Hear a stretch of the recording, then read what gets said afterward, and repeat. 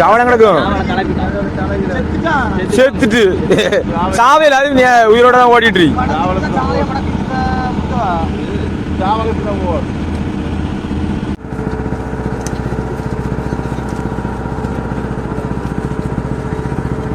இந்த சாலையை வந்தால் நாங்கள் இறக்கி வெட்டுவோம். அதனால தான் வலை வச்சு பிடிச்சிருக்கோம் மீன்.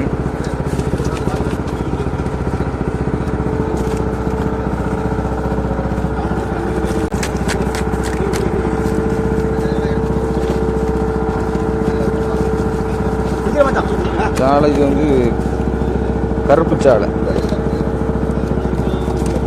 இந்த மீன் தான் வலையில் அதிகமாக பட்டிருக்கு.